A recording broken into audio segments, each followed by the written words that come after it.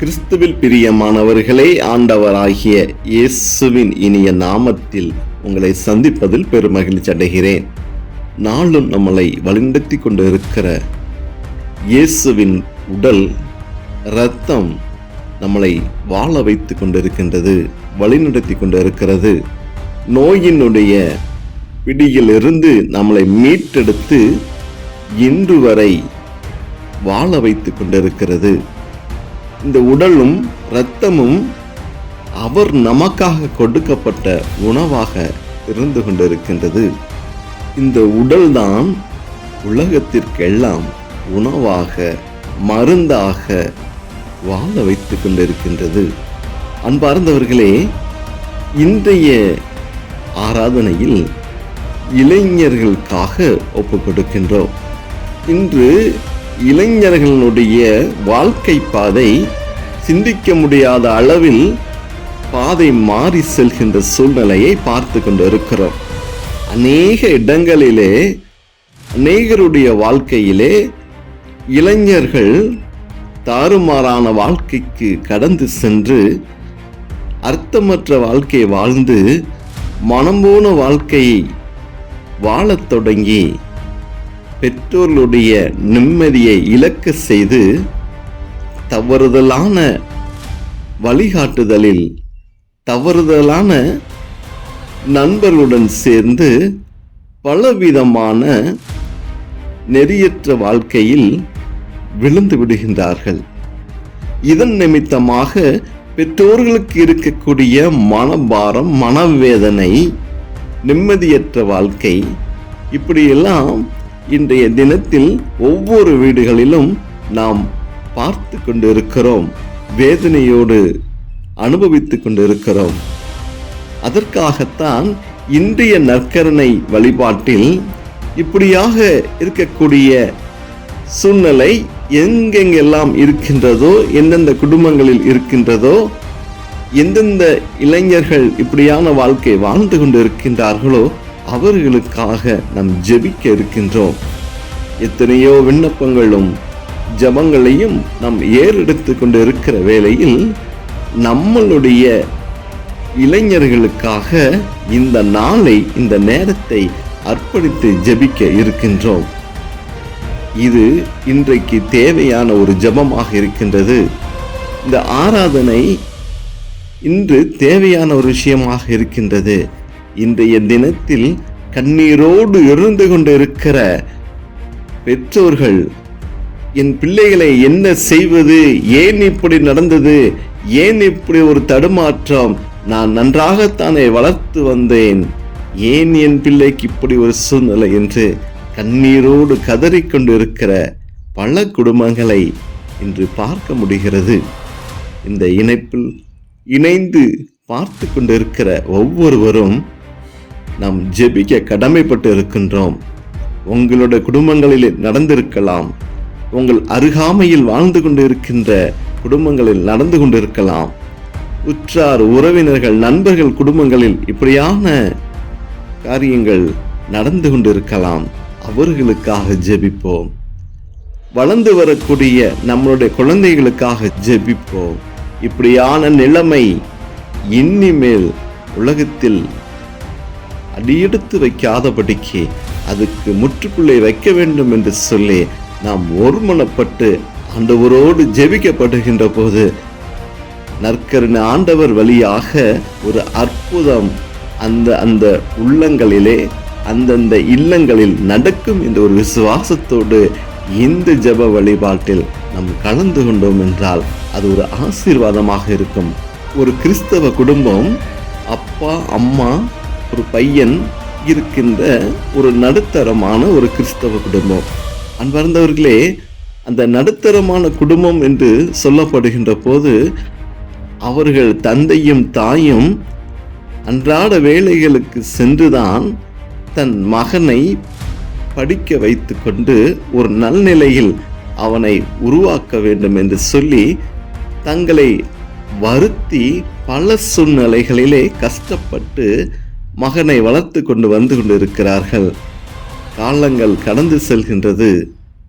மகன் கல்லூரிக்கு சென்று இறுதி படிப்பை முடிக்கக்கூடிய அந்த வேளையில் ஒரு போன் அழைப்பானது பெற்றோர்களுக்கு வருகின்றது.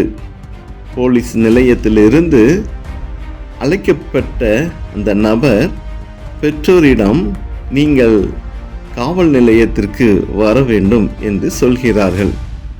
அந்த ஏழ்மையான பெற்றோருக்கு என்ன செய்வது என்று தெரியாமல் ஏன் வர வேண்டும், எதற்கு வர வேண்டும் என்று கேட்கின்ற போதுதான் அவர்களுக்கு நிறைய புதுமையான விஷயங்கள் கேள்விப்படுகிறார்கள் தன் மகனை பற்றி.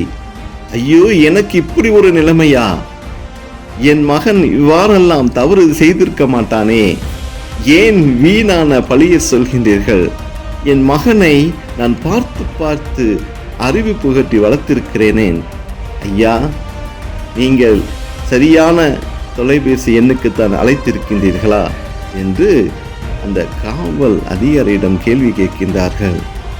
ஆனால் அந்த காவல் அதிகாரியோ இவர்கள் சொல்வதை கேட்டு மனம் நொந்து, அம்மா, ஐயா, நான் உண்மையைத்தான் சொல்கின்றேன்.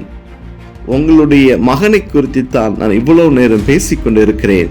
நீங்கள் எவ்வளவு விரைவாக காவல் நிலையத்திற்கு வர முடியுமோ வாங்க என்று சொல்லி விசாரிக்கப்படுகின்றார்கள்.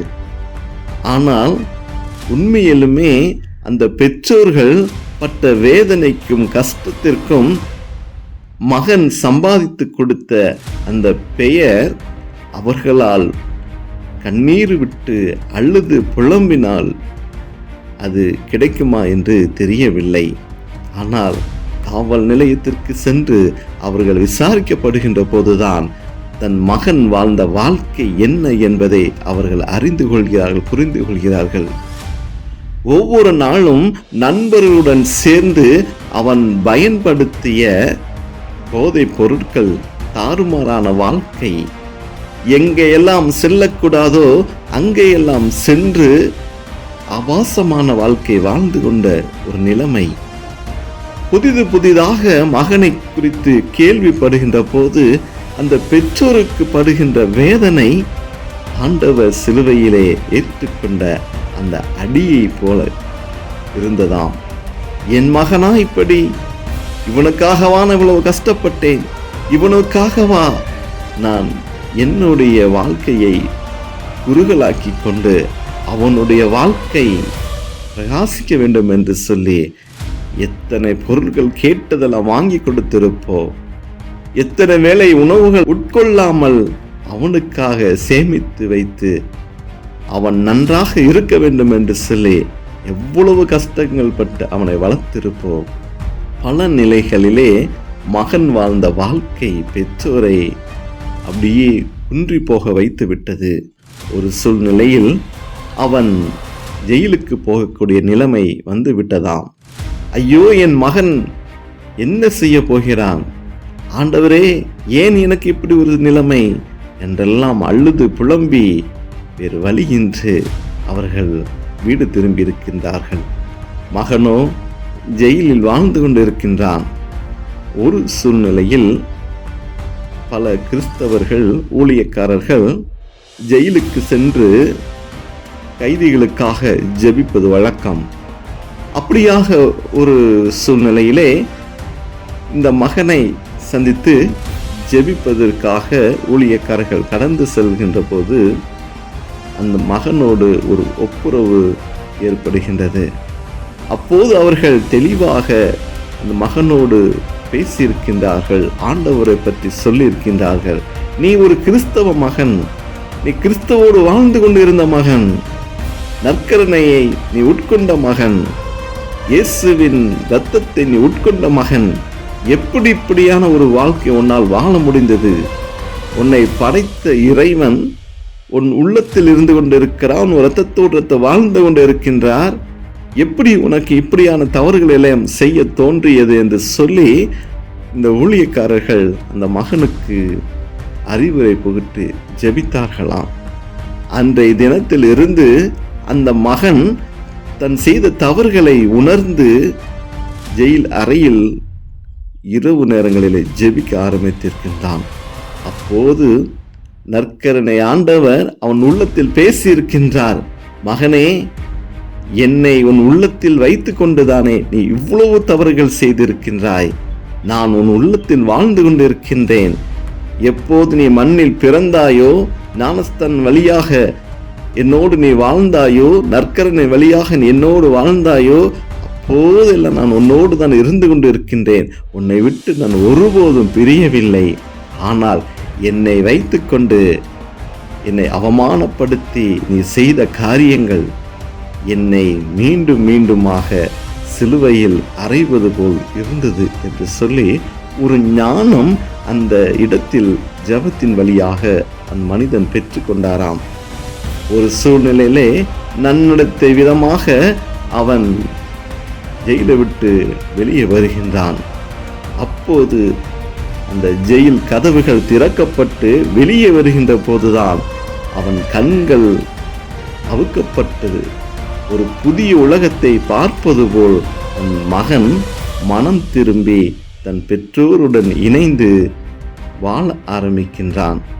அப்போதுதான் அவனுக்கு தெரியும், உலகம் என்பது இவ்வளவுதான், ஆண்டவர் என்பது எவ்வளவு பெரிய ஒரு மனிதர் என்று சொல்லி, ஆண்டவர் எவ்வளவு பெரிய காரியங்கள் எனக்கு செய்திருக்கிறார், ஒரு மாறுதலான உலகத்துக்குள் வாழ்ந்து கொண்டிருந்தேன் என்று சொல்லி அன்றைய தினத்திலிருந்து மனம் மாறி இந்த நபர் அநேக இளைஞர்களுக்கு ஒரு ஆலோசனை கூறக்கூடிய நபராக மாறி இருக்கின்றார். அன்பார்ந்தவர்களே, இந்த கதை பல நிலைகளிலே பல நபருக்கு பல விஷயங்களை புரிதலாக மாற்றுவதற்காக ஒரு கதையாக இருக்கலாம். ஆனால் பலரது வாழ்க்கையிலே ஆண்டவர் அற்புதங்களை செய்து கொண்டிருக்கின்றார். பலரது வீடுகளிலே பல்வேறு நிலைகளிலே பெற்றோர்கள் கவலையோடு வாழ்ந்து கொண்டு இருக்கிறார்கள். தன் பெற்ற மகன் இப்படியான ஒரு வாழ்க்கைக்குள் போய்விட்டானே, இவனை எப்படி மீட்டெடுப்பது, இவனுக்காகத்தான் என்ன கஷ்டப்பட்டு கொண்டு இருக்கிறேன் என்று சொல்லி கண்ணீரோடு இருந்து கொண்டு இருக்கின்றார்கள். இந்த தினம் உண்மையில் ஒரு ஆசீர்வாதமாக இருக்கும். அநேக வீடுகளிலே ஒரு ஆசீர்வாதமான நாட்களாக இருக்கும். என் குடும்பத்திற்கு யார் ஜெபிப்பார்கள், என் வீட்டுக்கு யார் ஜெபிப்பார்கள், இதை போய் நான் மற்றவரிடம் சொல்ல முடியாது, என் மகனை குறித்து மற்றவரிடம் விமர்சிக்க முடியாது, ஏனென்றால் பலவீனம், என் மகனை குறித்து என்ன நினைப்பார்கள், வெளியிலே தவறுதலாக சொன்னால் யார் அவனுக்கு ஒரு பெண் கொடுப்பார்கள் என்று சொல்லி நீங்களுடைய பெற்றோர்களிடத்தில் இப்படியான ஒரு கேள்விகள் இருந்து கொண்டு இருக்கிறது. ஆனால் இந்த இணைப்பில் நாம் குடும்பத்திற்காக அநேக பேர் ஜெபிப்பார்கள். யார் என்ற தெரியாத நபர்கள்லாம் இந்த இணைப்பை இணைந்து காணொளியில் பார்த்து ஜெபிக்கப்படுகின்ற போது நமக்கு ஒரு ஆசீர்வாதம் வரும். அதே போல அனைவரும் இணைந்து ஆண்டவரோடு இணைந்து இப்படியான பிள்ளைகள் எங்கெங்க இருக்கின்றார்களோ அந்த இளைஞர்களுக்காக, இளம் பிள்ளைகளுக்காக ஒருமனப்பட்டு நீங்கள் நற்கருணை ஆண்டவரோடு ஜெபிக்கப்படுகின்ற போது இந்த நற்கருணை ஆண்டவர் எங்கெங்கெல்லாம் நற்கருணை பெற்று வாழ்ந்து கொண்டு இருக்கிற அந்த உள்ளங்களிலே ஒரு புதிய ஒளியை கொடுப்பார் என்ற ஒரு சுவாசத்தோடு இந்த ஜெப வேளையில் கடந்து வருவோம். அன்பின் பரலோக பிதாவே, இதோ இந்த செய்திகள் நாங்கள் கேட்டுக்கொண்டு இருக்கிறோம். இதோ இந்த கதைகளை நாங்கள் பார்த்து கொண்டு கேட்டுக்கொண்டு இருக்கிறோம் ஆண்டவரே. அப்பா, அந்த கதையை அது கதையா உண்மை சம்பவமா என்ற நிலை வேறுபடுத்த எங்களுக்கு தெரியவில்லை ஆண்டவரே. அநேகருடைய குடும்பங்களிலே இப்படியான நிலைமை தான் ஆண்டவரே இருந்து கொண்டு இருக்கிறது.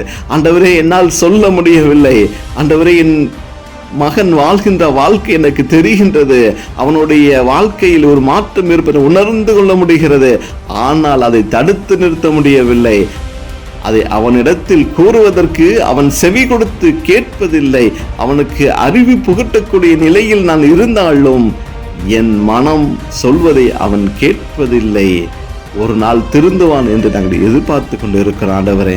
அப்பா, நீங்க தான் ஆண்டவரே இப்படியான பிள்ளைகளுக்கு ஆண்டவரே மனம் திரும்பி ஆண்டவரே கிறிஸ்துவோடு வாழ்கின்ற வாழ்க்கைக்கு அவனை அழைத்து வர வேண்டுமா நாங்கள் செபிக்கிறோம் ஆண்டவரே.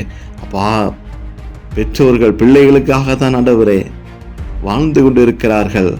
பெற்றோர்கள் சம்பாதிப்பது ஆண்டவரே அந்த பிள்ளைகளை நல்வழியில படுத்த வேண்டும் என்று சொல்லி, நல்ல நிலையில உருவாக்க வேண்டும் என்று சொல்லி, அவர்களுக்கு என்று ஒரு நல்ல வாழ்க்கையை உருவாக்கி கொடுக்க வேண்டும் என்று சொல்லி தான் ஆண்டவரே வாழ்ந்து கொண்டு இருக்கிறார்கள்.